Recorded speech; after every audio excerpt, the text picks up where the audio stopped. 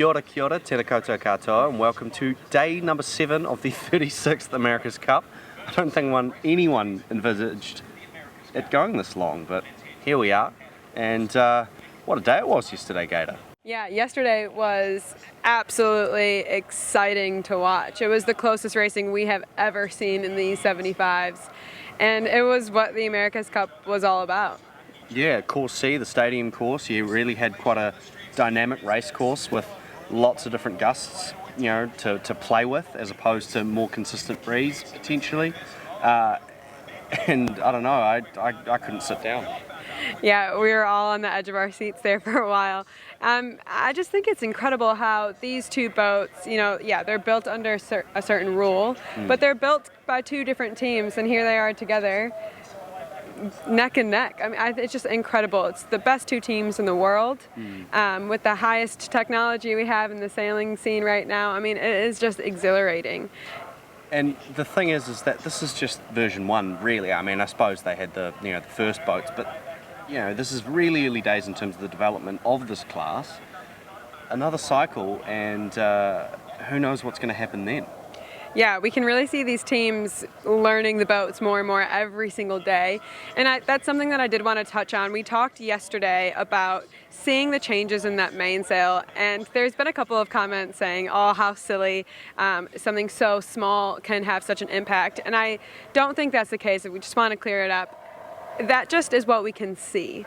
There's so much that these guys are changing overnight in their software. Yes, their sails, the sailmakers are up all night fixing, changing, but so are the designers, so are the software engineers. There's a lot of things that we can't see, and it's those small changes over a broad area, and those small changes all add up to the difference we see on the race course. Yeah, absolutely, Gator, and that also extends to how people sail the boat. I think over the course of the last week, Emirates Team New Zealand have really dialed in, and they look like they could be even going faster again. Their manoeuvres are much better. I think in the tacks they've gone from losing a bit to, potentially almost turning it into a competitive advantage. So another 3 years or another 2 years or however long of a cycle, who knows where they'll be. As we understand it, it would stay, if Team New Zealand defend, it would stay in New Zealand, but there might be a pre-regatta event or two over in the Northern Hemisphere just to get a bit of continuity and give it a nod to the history and keep the teams racing. Yeah, well, we saw that this year. That was the plan, right?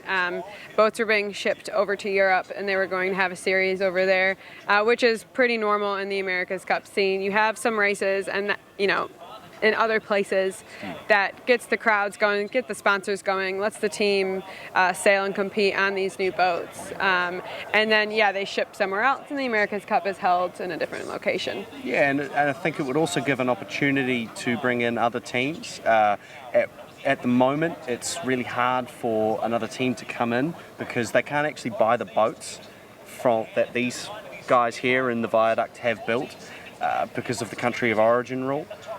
If they took that out for the next Cup, you would probably see a lot more teams come in because there's at least 3 boats here that could be used by a new team.